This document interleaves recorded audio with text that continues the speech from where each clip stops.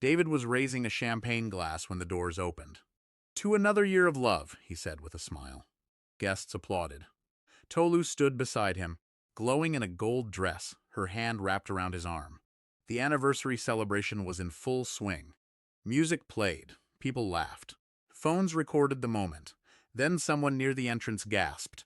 Another person turned. Then another. The applause slowly died. Confusion spread across the room. David frowned. "What happened?" Nobody answered. Every eye was fixed on the doorway. Tolu followed their gaze. The smile vanished from her face. The champagne glass slipped from David's hand and shattered on the floor. Standing at the entrance was a woman they never expected to see again, Tamara. For a few seconds, nobody moved. Nobody spoke. The room became so quiet that guests could hear the broken glass rolling across the floor. Tamara stood perfectly still. A small suitcase rested beside her. Her eyes never left David and Tolu. The couple looked as if they had seen a ghost. And maybe they had. Because for the last 3 years they had been telling everyone she was gone.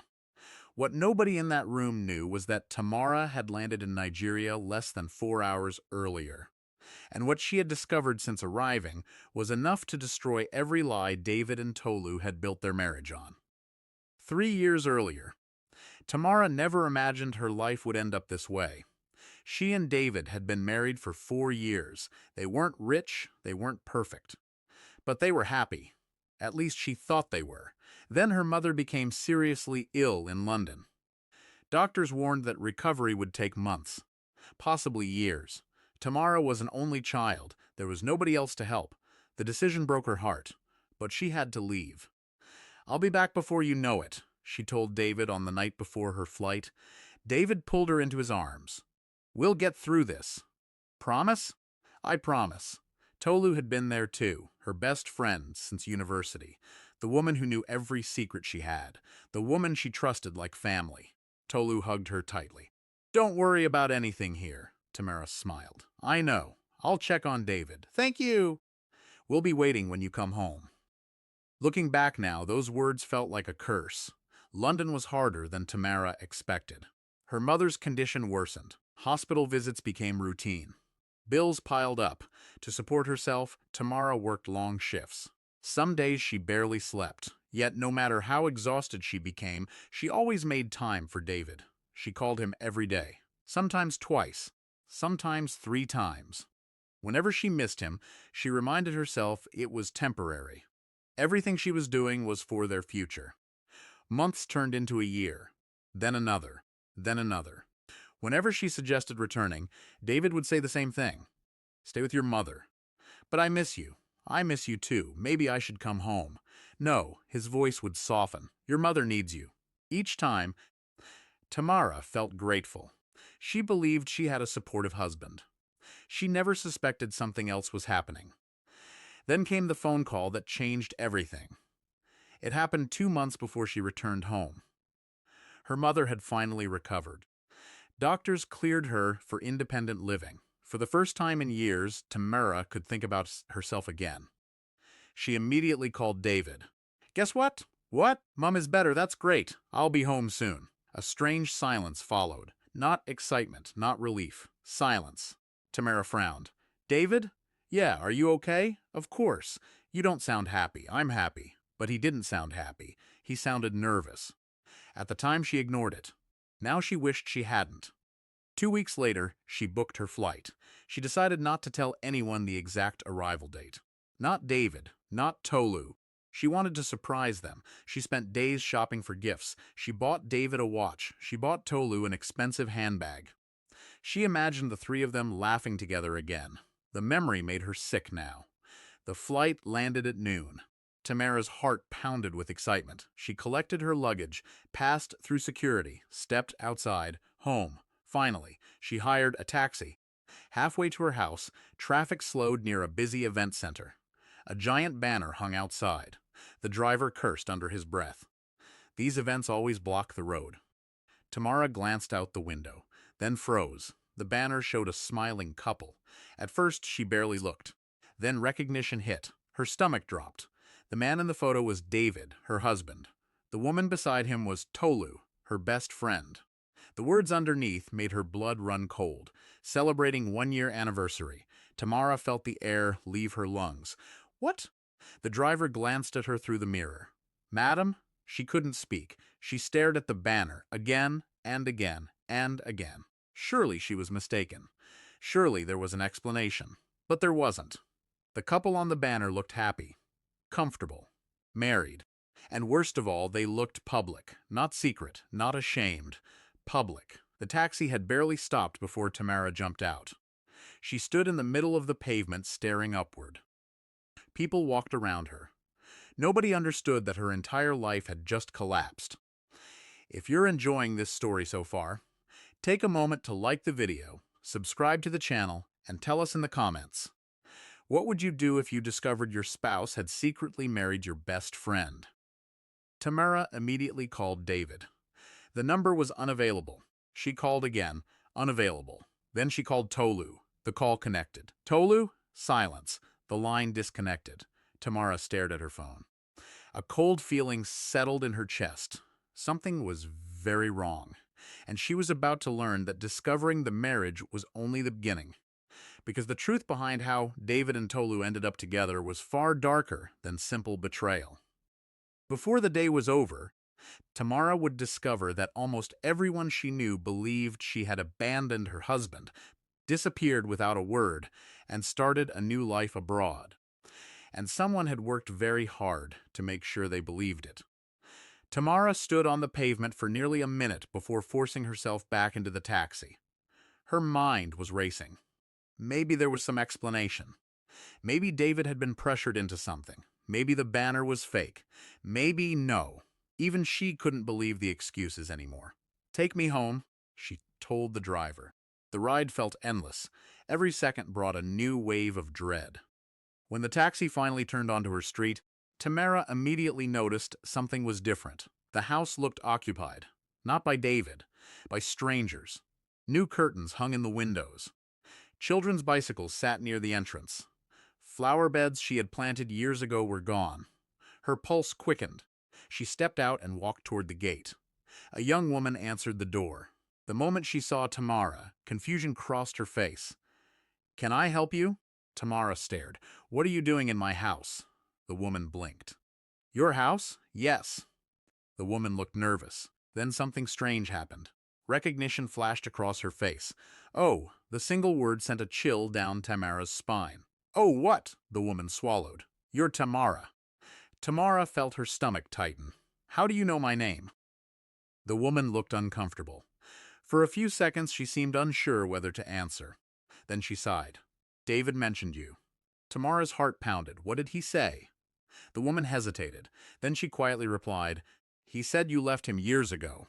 The words hit like a slap. "What?" "He said you started a new life overseas." Tamara stared at her, speechless. The woman continued.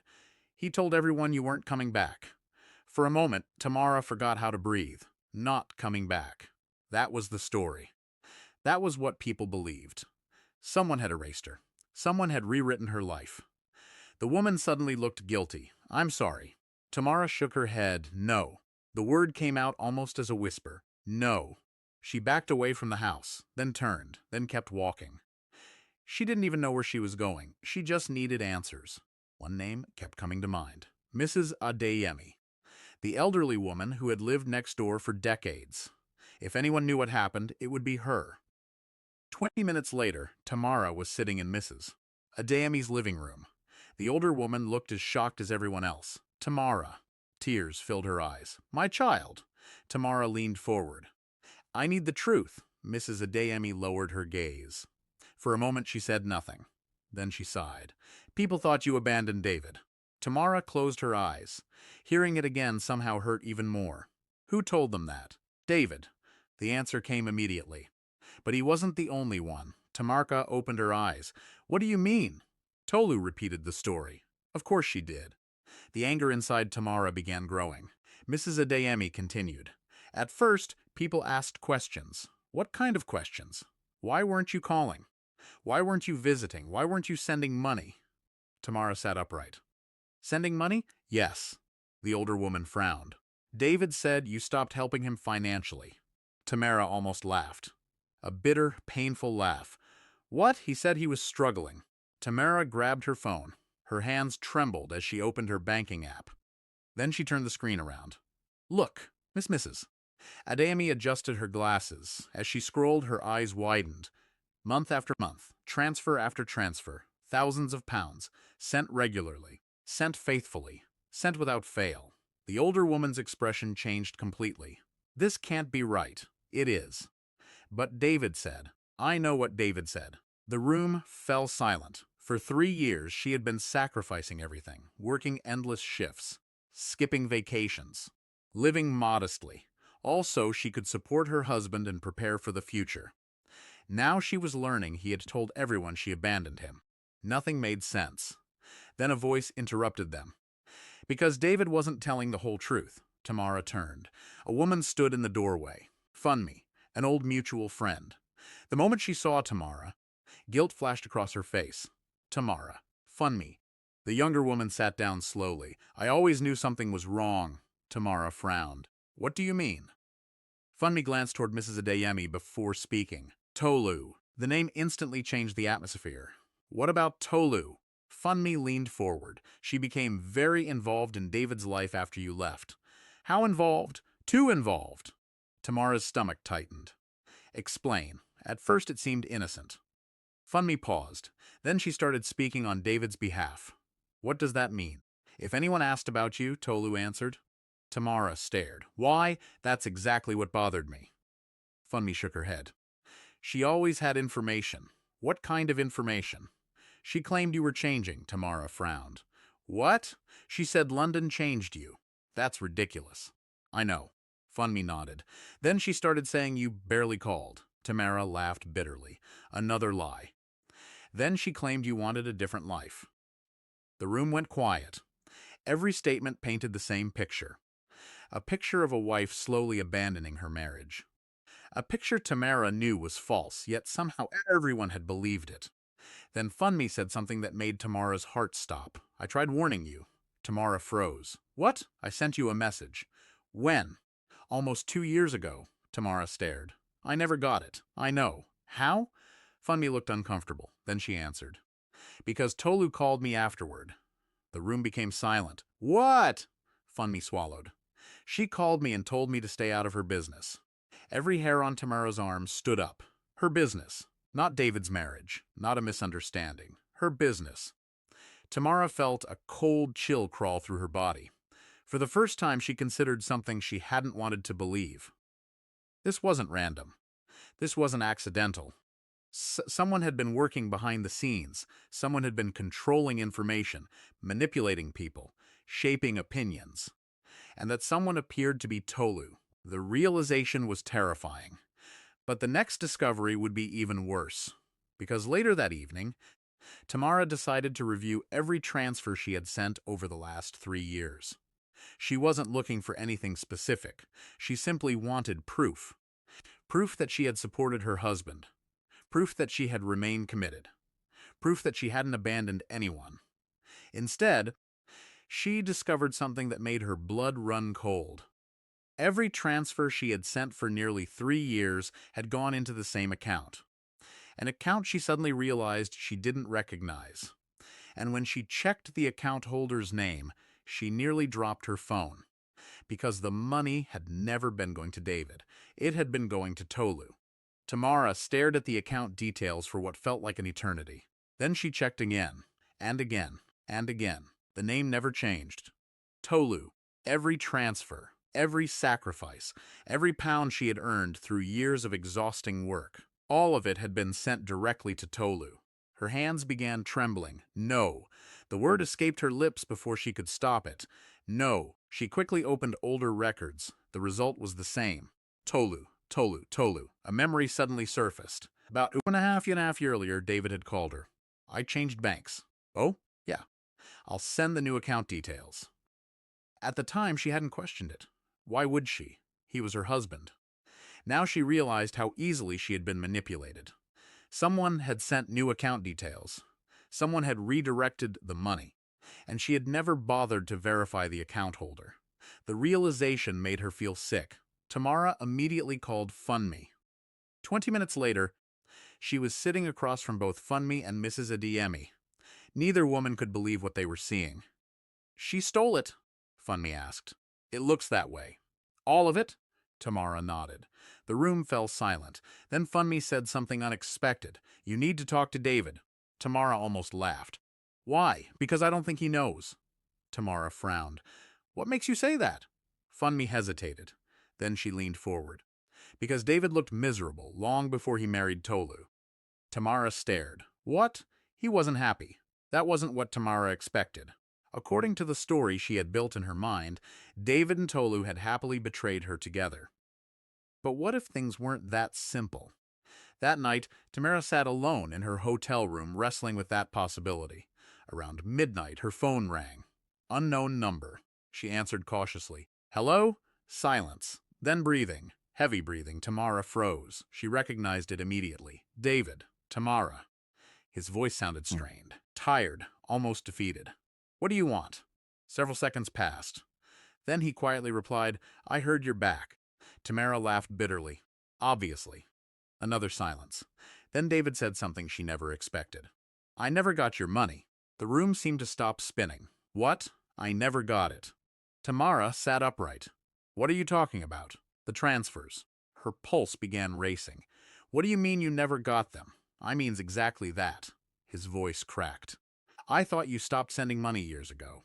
Tamara struggled to process what she was hearing. "No, I swear." "No, Tamara, listen to me." She didn't want to, yet something in his voice forced her to stay on the line. "I thought you abandoned me." The statement hit hard. "I called you every day." "I know." "No, you don't." "I do now." Tamara frowned. "What does that mean?" David released a shaky breath. Then he said the words that changed everything. "Tolu showed me messages." Ice flooded through Tamara's body. "What messages?" "Messages she claimed came from you." Tamara's grip tightened around the phone. "I never sent anything through Tolu." "I know that now." The room felt smaller, much smaller, David continued. "She told me you were moving on." "No." "She told me you met somebody else." "No." "She told me you wanted freedom." Tamara felt physically ill. Every lie had been carefully designed. Not outrageous lies, believable lies. The kind that slowly poison trust. The kind that destroy relationships over time. Then David said something that stunned her. "I didn't marry Tolu because I stopped loving you." Tamara closed her eyes. Pain shot through her chest. "Then why did you marry her?" Silence. Long silence. Finally he answered, "Because by the time I realized she was lying, I was trapped." The statement made no sense. "What does that mean?" "You'll understand soon." The call ended shortly afterward. Tamara barely slept. The next morning answers arrived. Not from David, from a lawyer. After reviewing the evidence, the lawyer uncovered something devastating. Tolu had used forged documents to secure massive loans. Loans connected to Tamara's property. Tamara stared at the paperwork. Her signature appeared repeatedly. Except it wasn't her signature. Someone had copied it, poorly, but enough to fool people. The lawyer looked grim. "This is serious." "How serious?" "Potential criminal charges." Tamara leaned back in her chair. At this point, almost nothing shocked her anymore. But then the lawyer revealed one final detail. The loans had not been repaid, not even close. David and Tolu were drowning in debt. The luxury lifestyle everyone admired was fake. The expensive clothes, the vacations, the parties, the social media posts, all of it had been funded with borrowed money. Money tied to Tamara's property. For the first time since returning home, Tamara felt something stronger than grief. Anger. Pure anger. 3 years. 3 years of manipulation, 3 years of lies, 3 years of theft. And now she was expected to stay quiet? No, absolutely not. A few days later, an invitation began circulating online. David and Tolu were hosting a lavish anniversary celebration. Friends, family, business associates. Everyone would be there. The same people who believed Tamara had abandoned her marriage. The same people who had watched her replacement take her place. Tamara made a decision. She was going to attend. Saturday evening arrived. The hall was packed. Music filled the room. Guests laughed. Waiters moved between tables. At the center of it all stood David and Tolu, smiling, posing, pretending. Then the doors opened. Conversation slowly faded. One guest noticed Tamara, then another, then another. Within seconds, the entire room had fallen silent. David's face went pale. Tolu looked like she had seen a ghost. Tamara calmly walked toward the front. No shouting, no screaming, no drama, just confidence, the kind that comes from knowing the truth. She stopped a few feet from the stage. Then she turned toward the crowd. "I won't keep you long." Nobody spoke. "You were told I abandoned my husband." Several guests exchanged nervous glances. "You were told I stopped calling." Silence. "You were told I stopped supporting him." More silence. Tamara held up a folder. Inside were years of records, bank transfers, communication logs, legal documents, evidence. "The truth is very different." Whispers spread through the hall. Tamara continued. "For 3 years, I sent money." Several gasps echoed across the room. "For 3 years, I maintained contact." More whispers. "For 3 years, someone worked very hard to convince everyone that I disappeared." Now people were openly staring at Tolu. The smile on her face had vanished. Then came the final blow. Tamara opened another file. "Authorities are currently reviewing evidence related to forged signatures, fraudulent loans, and stolen funds connected to my property." The room erupted. Questions exploded from every direction. Guests began demanding answers. Some turned toward David, others toward Tolu. The perfect image shattered instantly. And for the first time, nobody was interested in hearing excuses. Tamara looked at Tolu, the woman who had once been her closest friend, the woman she trusted like family. Now she barely recognized her. Tolu's eyes filled with tears. But Tamara felt nothing, no hatred, no satisfaction, no revenge, just closure.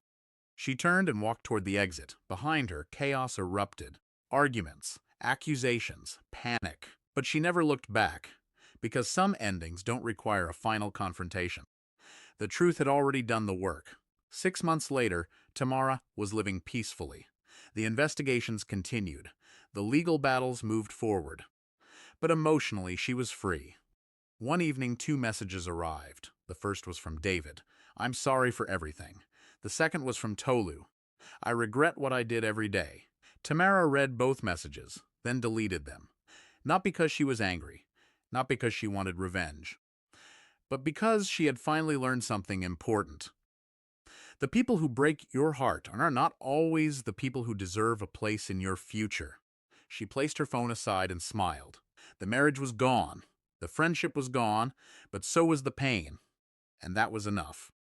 If you enjoyed this story, don't forget to like the video, subscribe to the channel, and tell us in the comments. Could you ever forgive a best friend who stole your spouse and secretly destroyed your life? Or would you walk away forever? We'll see you in the next story.